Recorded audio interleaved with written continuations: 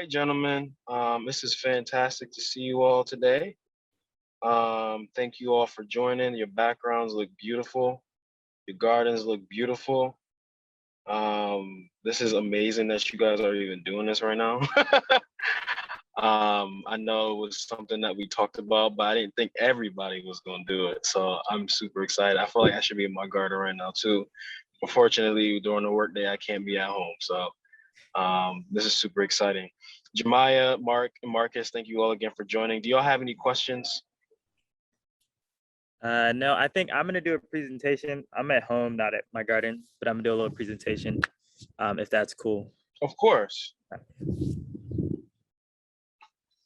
All right.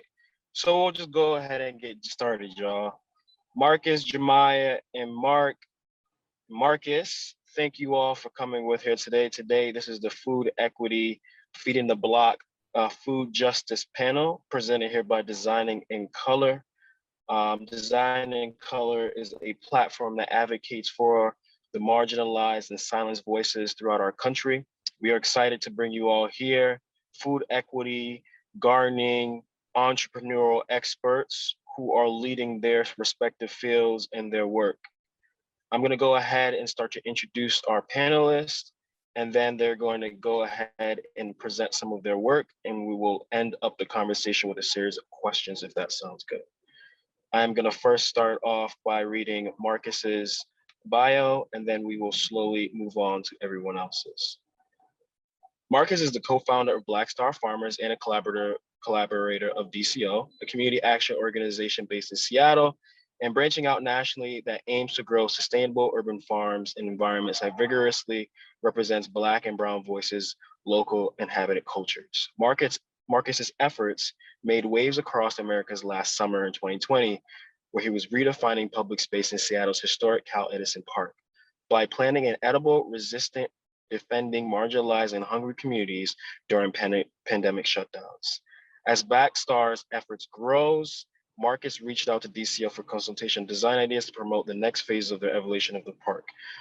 We've had the fantastic opportunity of working with Marcus over the last several months and look forward to doing more in the near future. So thank you, Marcus, for joining us today.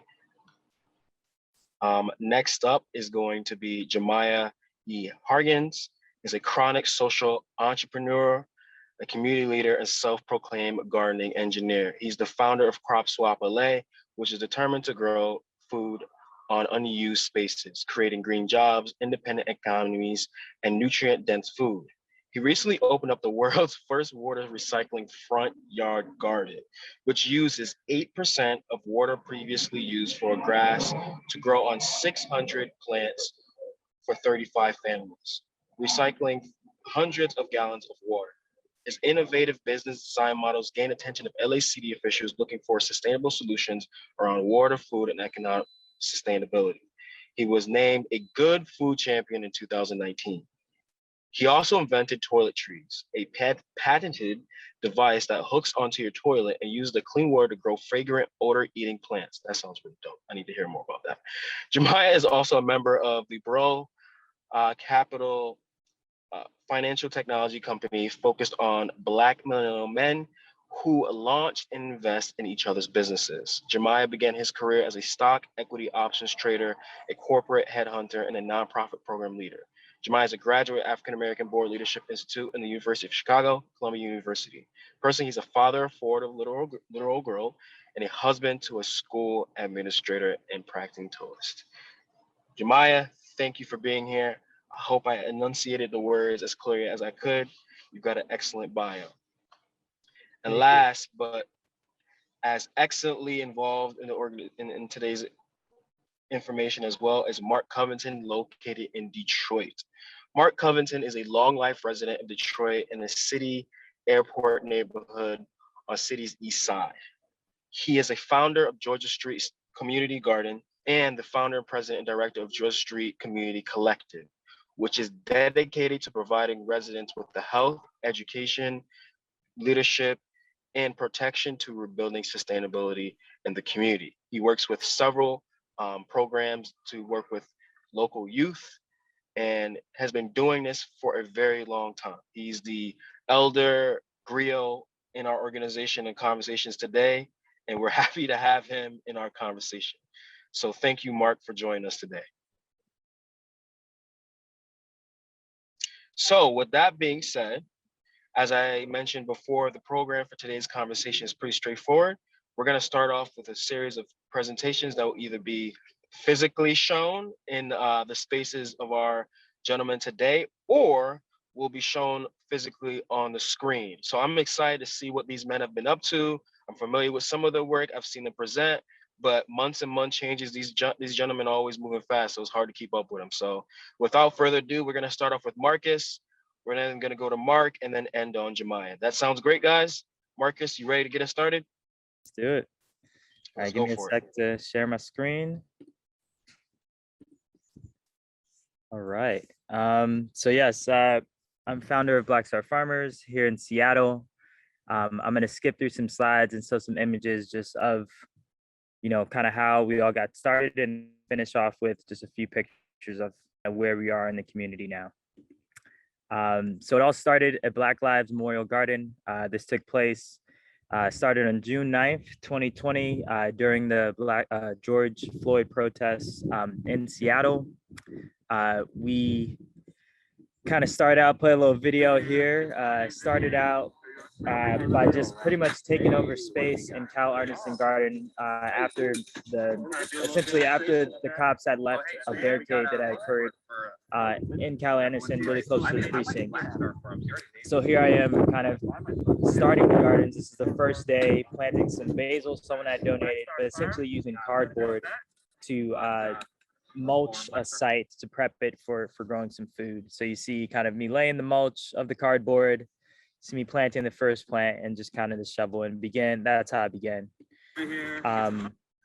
Quickly, people started to join in. So we started to see that community come together and see the importance of growing food in our communities, and also like taking space away from, our colonizers and bringing it back to the people. I think land back is a huge part of our work, and also, trying to focus on the impact of and importance of growing food for ourselves. So food sovereignty in our communities. This is just an image of all the plants that were donated during that time. And then this is kind of the final, this is pretty much what the garden ended up looking like after about a week or two of people just showing up every day and developing. And, there's also people that were living around there. It was sort of a community that formed. It was a community that formed during the protest around land back, and also around, racial equity, cop violence, protesting, all that people brought to the space. Sorry, I have a little loading issue. Here you see just some images from the garden, just showing kind of the activism and the signage that was all a part of this work, that was what was fueling our passion and our energy at the time. We had a space that was, if I go back here, this space here actually was a space that we had designed purely for Black Indigenous folks to enter. So it was a safe space in which we have, indigenous plants in there. We have tobacco planted in there. In the top left corner, you see a corn, beans, and squash mounds. So we're also using this to educate the community during the protests about different planting techniques, technologies, our history of our ancestors, and how we were connected to food. Again, some photos again. This is some images of just the produce that came out of the garden. Unfortunately, CHOP was shut down around August, but after that, the gardens were still there, and we were able to pull produce out of that space and give it to the community. So here's just some images of what that space, a small amount of what that space was able to produce. I think that bin on the bottom right is all basil, and then tons of zucchini, kale, and other things came out of that space, peppers. After that, after pretty much CHOP and Cal Anderson, we heard the call from the community to kind of revitalize community spaces around Seattle. So we organized, did what we did best, organized, pretty much work parties or stewardship parties, pulled people together in order to revitalize these spaces. I'm gonna show an image of a few. So here we see one of our spaces, which is at an old community center Actually, MLK Fame is an elementary school in Seattle that is historically Black. It is now smack dab in the middle of what is a very affluent community. In the background is another school called the Bush School, which is pretty much a majority white kids. And MLK Fame Community Center is no longer at school. It's now a community center that's run by a church that has taken over the space. So here we have some people in the garden. This was weeds high as my head. We came in, we cleaned it up. It's now growing food for the community, which is being donated out to folks. Our next spot is a collaboration with another organization called Na Ilahi Fund.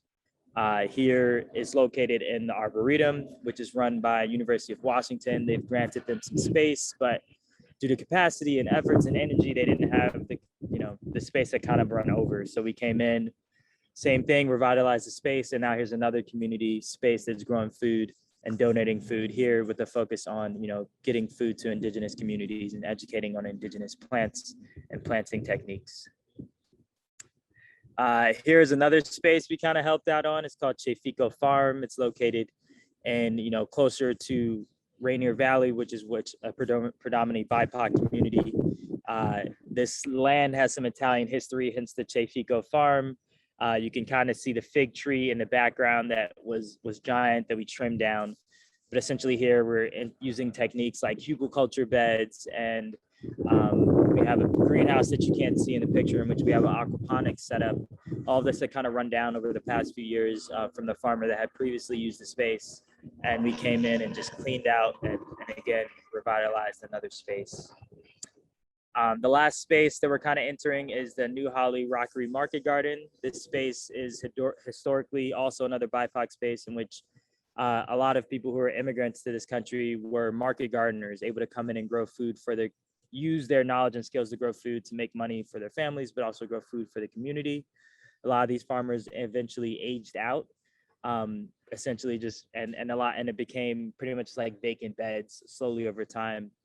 So we came in and kind of took over a bunch of the spaces and revitalized them, and are now gonna, pull in farmers, but also grow food in a more market, kind of more for the market type setup here. And, this is pretty much what we've been doing in the community since after CHOP, is just moving out, revitalizing spaces, and trying to grow more food for the community. I'm gonna stop sharing and just quickly show around my house, which is just full of tons of plants that we're looking to find new homes from. We're working in this summer to do a lot of perennial, or this winter to do a lot of perennial planting in spots and educate people on native plants. Here's just my little home garden that I got, just some greens and beans and different things. But essentially, since CHOP last year, we're just a community activist group that really believes that more spaces in our communities need to be activated for food. And that's the work that we do. We've been off a lot, and we're working to kind of balance out a little bit and find a more stable way of functioning as a group. A lot of this means organizational development, thinking about how we work together, how we collaborate, and also some of the power dynamics that exist between different people of different identities. We are cross-cultural, cross-identity, incorporate a lot of different folks into our work, and it's that intersectionality that we find that really drives the work that we do. And hence we see ourselves in so many different communities. But that's a little bit about us, a little snapshot. And yeah, looking forward to hearing about these two elders next to me and what they've done. That was excellent, Marcus. Excellent. I've known your work for over the last year now, and I'm always excited to learn more. And I have questions for you as far as some of the techniques you're using for gardening, but that's one of our questions coming up next. Mark, do you want to go next? I sure can. Good afternoon, everybody. I'm Mark Covington, founder and director of the George Street Community Collective. We are sitting on a GSCC urban farm right now. The George Street Community Collective, George Street Community Garden got started technically by mistake. In 2007, December, I lost my job and had to move back to the neighborhood with my mother and my grandmother.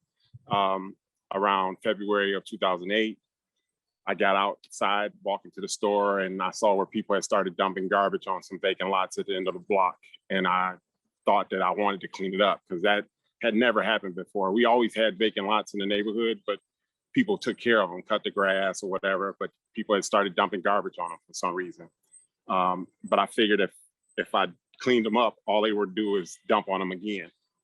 And I came up with an idea, which I thought I was inventing the community garden wheel, because I had never seen a community garden before in Detroit. And I said I'd plant a few vegetables, make it look nice, plant some flowers, keep the grass cut. And when we got out there, myself, my mother, my 2-year-old nephew, who's 16 now, and a guy that I grew up with, we got out there and started cleaning up, and some of our elders started coming out to see what we were doing, and this was people that I hadn't talked to in years, and they were telling me how it would be perfect for them to come and pick some vegetables because they could supplement, their incomes with, because they were struggling to pay for medication and food. I said, well, if that's the case, I'll make it bigger. And then a lady down the street, she had 2 foster boys and a son, and she asked me if I can give them some structure. They needed something to do. And so she sent them down. They must have had some fun because they started bringing other kids with them. And that first summer, we had like 25 youth in the garden at different times. And I didn't want it to be something that I just did in the summertime. I wanted to be able to mentor them and be around them all year long. The building that you see behind me with the Plant a Seed, Watch It Grow mural, it was abandoned. It used to be a corner store when I was a kid. There's a house behind it. And I saw that as a community center. I literally said a prayer in the garden, in the community garden, pointed to the building, Lord, I need that space. And 2 weeks later, a lawyer came walking through the neighborhood with a flyer saying that the property was in probate. Because if it was in the city's hands, we probably still wouldn't have it to this day because they didn't want to sell properties in this neighborhood for some reason. That's another long story, but and so we got it. We went to the hearing, told the judge what we wanted to do, and they literally gave it to us for $1, which I still haven't paid $1 for it. But we got the deed and everything. We were able to sit on it for about a year till somebody in Arizona saw an article that we were in The Guardian. And she said she wanted to donate money to help us revitalize this building into a community center. And she's been sending us money ever since. And I kept getting these ideas and when I talked to the youth and talking to our seniors and about different things that they wanted to see in the neighborhood. And a lot of the ideas were stuff that we did when I was a kid. So we were able to bring back some of those events and different things that we're doing, like having a space for a community meeting, having a garden, well, not a garden, but having a space where people can grow food. Because we had elders that grew when I was a kid. They had vegetable gardens in their backyard. And so starting that again, teaching people how to grow vegetables in their garden, in their yards, teaching the youth where their food comes from. So we had our first school supply giveaway. We gave away 25 backpacks, some books, and it was like a small street fair. And we just had our 14th one last Saturday. We did 250 backpacks. And we had also incorporated a health fair this year. So kids were able to get their teeth clean and adults. And then we had health screenings for diabetes, hypertension, depression, sleep apnea. And there was a bunch of different stuff I can't even remember right now. But we had the events for the kids, bounce houses, train, arcade trailer, different stuff like that. But we also do a clothes giveaway. Behind the camera here, there's 2 40-foot shipping containers that we just started last year, turning into our clothes closet, because we get donations of coats and clothes. And we don't sell anything except for eggs and honey. Some people give money for the vegetables, but that's not something we want to sell. So people come. Usually we have in November a clothes giveaway, a coat giveaway. But with the containers, we're able to open it up and have it like when people want it at that time. So if somebody called and say they need some clothes or they had an emergency like a fire or something, they'll be able to come here, at that moment and not wait till November. And hopefully we'll be able to get into furniture and stuff like that too and other household needs. But we do Christmas dinner, we do a turkey giveaway, we do a Super Bowl party, we do arts and crafts for the kids for Christmas and Valentine's Day. But all these were things and activities and block parties. We had block parties, but all these were things that we did when I was a youth coming up in the neighborhood. So we have goats, chickens, ducks, pigs, and turkeys, 5 minutes from downtown Detroit, and honeybees. We keep honeybees, but it's not for food other than the eggs from the ducks and the chickens. But it's for something to see, because a lot of kids don't get out the neighborhood, let alone get out of the city. And so it was something that kept them engaged. When I first got the chickens, we had a girl who cussed. She was 7 years old, cussed like a sailor. I mean, every other word. And one time I told her, I said, ladies don't cuss like that, and she was like, I ain't no lady, but when she saw these baby chicks, she melted like she had the first baby doll of her life, and I was like, that's the way to get them. And somebody asked me, said, did I want a duck since I had chickens, and the rest is history. Now we have ducks, chickens, goats, turkeys, dogs. We can't get away from dogs either, but yeah. And we have an after school program. We haven't opened up since COVID started, but we have in the house on the first floor, we have a computer lab and a library, and kids can get free books whenever they want to. The after school program, they do their homework, and then they can and they use the computers for the homework, and then they have free time on the computers. So of course, a lot of them play video games and stuff on the computers. And then in the storefront, we have a community room and a kitchen. We're trying to get the kitchen to be a certified commercial kitchen, because we have entrepreneurs in the neighborhood, and they want to be able to increase what they're doing. And most of them are caterers, and they want to increase what they're doing. So if they can get out of their kitchen at home and then have a place where they can be certified and commercial, where they can beef up their catering process. So that's one of our goals now. And that's it for my presentation. Oh, I guess I could show around the garden a little bit. Yeah, definitely. So this is the goat pen and the pig pen. So I don't know if you see of course they're going on in, but I don't know if you can hear them. But there's a couple of pigs out right now.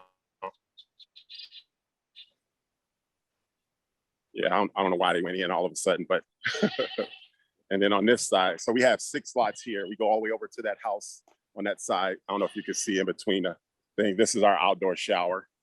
Some people in the neighborhood don't have water, so they use that for showering. That's our space across the street. There's 3 lots. That's our root garden area, plus our hoop house. And then our composting area. Ooh, shoot.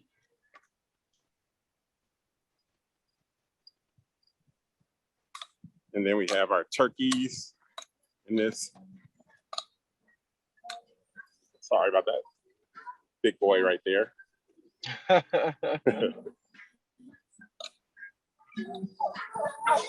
And then we have chickens and ducks on this side. And then this more garden area. So that's my duck pen, my future work shed. Over there is the bee yard.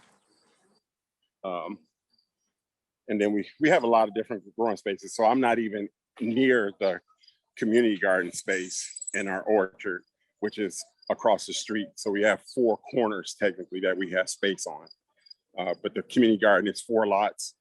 Right now it's a 12-bed community garden, and we got picnic tables, picnic shelters, barbecue grills, and a big open space, green space for people to come out and picnic. So now that's the end of my presentation. Thank you, Mark. That was awesome, man. Thank you so much for sharing. I got a few questions for you too as well. You've given me a lot of ideas just in how design and color could potentially own some property and do things with it, in addition to the design elements that we do as well. Last but not least, Jamiah, LA native here. Take it away. Hey everybody, how are you? This is Jamiah Hargins, and great presentations. Nice to hear from you, Mark and Marcus, both of you, and what you're doing. I'm out here in Los Angeles, and it's just really interesting to see the challenges that we're all having in different scenes, and yet we're all coming at it from different angles. So I'd like to show you all what we're doing here at Crop Swap LA, and I'll start off with a little bit of a photo presentation in the same fashion and share with you what we've done so far. So we started back in 2018, but kind of as a casual get-together group of gardeners. That's where the Crop Swap name came from.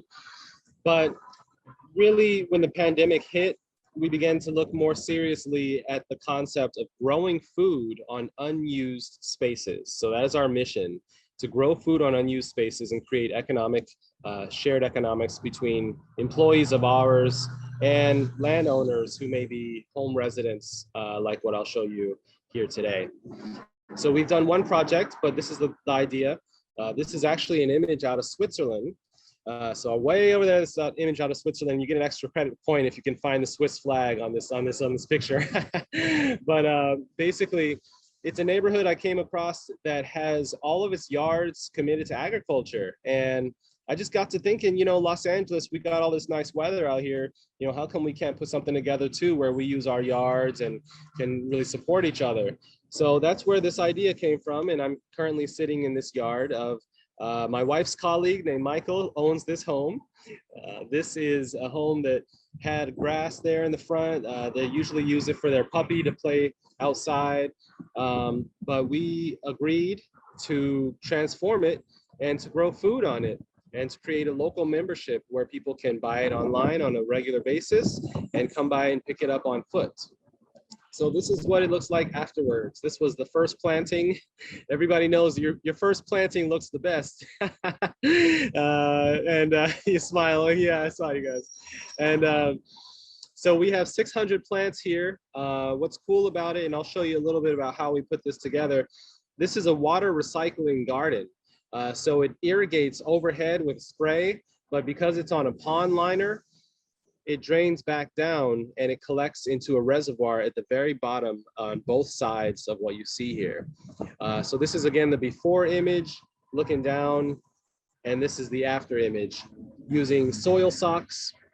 You guys might have heard of Garden Socks. They're actually out of a company. Garden Socks is out of Missouri or something like that. And it's just a roll of recycled polypropylene mesh that when you unroll it and you cut it into sizes, you can zip tie one end and put soil in, zip tie the other end. So it allows you to, it does a lot of things. And I'll speak in plant terms, because I'm sure some of the attendees want to hear some plant terms too. So what this Garden Socks mesh does is it mulches, so it keeps things all together, all the soil, no mess, keeps weeds out. It keeps the soil warm so that the roots grow faster, and the goal here is to produce food quickly. So the faster the plant grows, the more quickly we can replace the plant with more food to grow, the better. And it also keeps the roots aerated and allows drainage when it's irrigated. So the water drains right down through those socks and rolls straight up that hill. And this is what it looks like in our reservoir. The soil socks is there on the top left, and then on the bottom right are milk crate looking items that they're called eco rain boxes. We basically dug a hole 7 feet deep, put these eco rain boxes in there, and when we irrigate with a pond liner underneath it all, it collects it and pumps it back up onto itself over and over again. Here's an image of what that pit looks like. We actually have 2 of them here. They're 7 feet deep, but we line it with the pond liner, put those eco rain boxes right in there, and line it with the irrigation. We also terraform the yard here. As you see, we took the grass off, we pounded flat the rows, and then we put pond liner right on top of that with landscaping and irrigation piping to make sure it all looks good. Later, we came and put the soil socks on. This is all over the course of probably a 3-week process. I think we can do it in 2 weeks next time.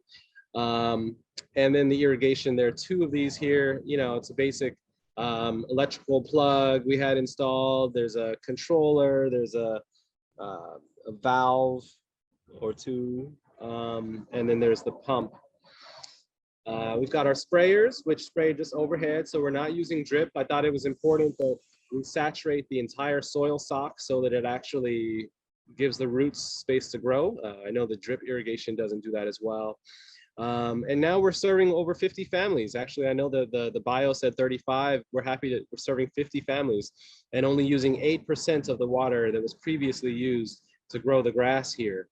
This chart here in the red shows you what the water usage would have looked like in March this year when we did the installation. But the blue line shows you what it actually was because it's water recycling. So we did that by growing 600 plants. As you know, pests are an issue. So, those of you that are looking closely, you might see my colleague here is holding what we say is coyote pee. And we put that up on, tabs. We saturate little tablets of felt and put coyote urine all around it, around the periphery and the perimeter of our market garden here. And it allows it to stay flush. So no animals, no raccoons, no possums, no squirrels have invaded our food yet. We have had some, caterpillars from the butterflies, or we had some roly-polies recently, and we've had one other issue I'm forgetting, but using neem oil and diatomaceous earth was able to eliminate most of those issues. Those are organic solutions readily available that we put on a regular basis. So since opening in just April of this year and doing that just last few months, we've been able to grow bok choy, tatsoi, kale. This is butter lettuce. These are radicchio lettuces. And we had a grand opening with, about 100 people to come see our rainbow chard and our tatsoi, green onions, basils. Now, how all of this is maintained is, it's an LLC, so we're not a nonprofit, but we are planning to open a nonprofit. We started as an LLC, and I thought it was important because I wanted to prove that this food is worth being sold and that it's worth it to hire people to run it. Like, I think there's a false assumption that food is not valuable, and therefore those of us who are on this call today and doing all this work out front should have to do it for free or anything like that. And I want to say no, it's super valuable, and it's a skill to develop. It's a career path for people like this gentleman here who's been with me for 2 years and is doing installations like this with me.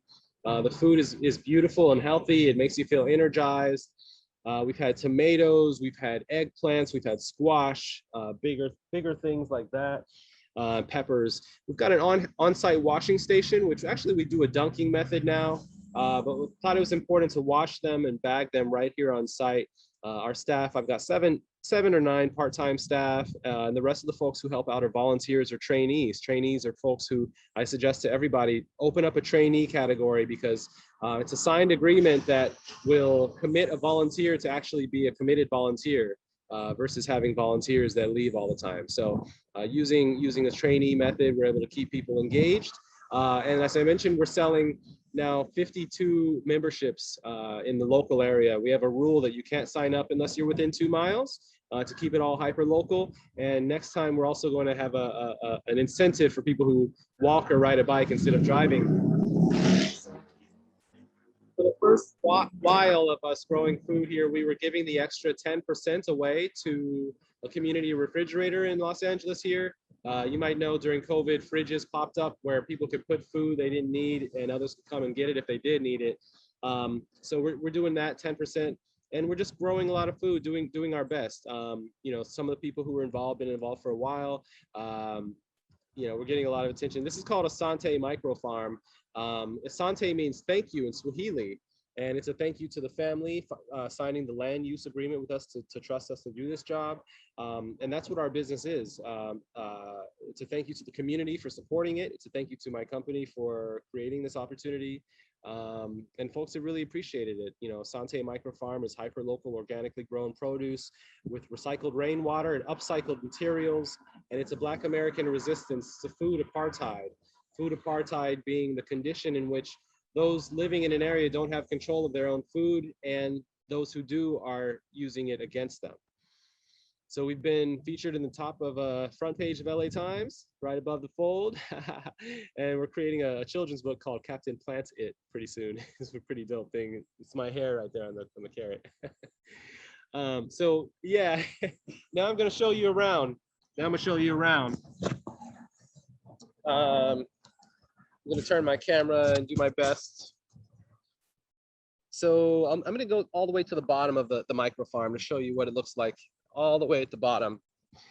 And this is our business model that we do a landscaping. Hey, Jamiah. Yeah. Jamiah, you might want to stop sharing your screen so we can see you big. Oh, my bad. Good idea. Thank you. That's smart. Yeah. So let's see. I'll do my best. Yeah. There we go. All right. So yeah, again, our business model is for any homeowners that want to do a landscaping job. You know, maybe they were going to do a turf removal or get some desertification in there anyway. Well, we'll do the turf removal program and get a rebate for them and overall charge them the landscaping costs. This one is about $35,000. We were able to do this with no money because we got a grant that allowed us to make it happen. But going forward, we already have 2 other clients lined up, and we call them, I don't know what we call them, micro farm owners who invest in that. And it actually pays itself off in about 2 years because the water savings of not watering grass here anymore is about $450 a month. So that pays itself back fast. And then we also give the homeowner a percentage of the income that we make here. So about 5%. That could be a couple of grand a year. But it ends up being that, you know, we hire staff, we've grown food, people are healthier, and our company is also profitable too. So right under here, under the stones here, there's a 7-foot deep hole. That's one of the other ones over there. And yeah, it irrigates right up onto there. So I'll get a little closer and show you exactly what some of the soil socks look like. So here are, let me see if I can actually see the camera. I don't know if you can see that lettuce. There we go. There's some lettuce in front of you. And it's really delicious. I might have to leave with one of these heads of lettuce before I go. They grow in 3 weeks, these things. And it's crazy because we're recycling water, we can irrigate as often as we want to. That's the difference between a regular garden that you have to think about the cost. Here we can be like, okay, it's hot. We're gonna do it 3 times a day. It's all right. And we've had a lot of interest, you know, not only from homeowners, but also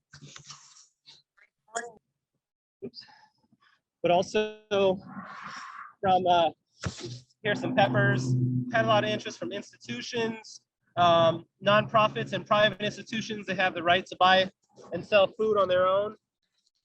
Haven't really worked with schools because schools have a lot of rules, but that's what's nice about private homeowners. You know, using unused space that doesn't require city council approval. It's just an agreement. They pay me a fee. My team does the job. We agree to keep it going. And if anything falls out between the family and our company, the equipment is theirs to keep, and we can just separate and stop working together. So it's not a big deal, or they can buy it back from me. So yeah, that's what we do here at Crop Swap LA. We've got our second micro farm under construction now, maybe about 2 minutes away, and the third one on the way. So doing our best. We have our panel conversation. So much, Jamiah. That was fantastic. I'm pretty sure Marcus and Mark have questions, and Jamiah and have questions for Marcus, and Marcus and Jamiah have questions for Mark. You know, this is great. Since we're a small group today, for our attendees, we have about 14, 13 people. I'm going to actually open it up to the audience to ask questions. I have a few questions I certainly would like to ask the gentleman here, but I'm actually going to open it up to the group here, whoever's on the call. Feel free to unmute yourself and start your camera if you feel comfortable. So, but go ahead. Does anyone have any questions they would like to ask these gentlemen? It could be a specific question for a person or for the whole group.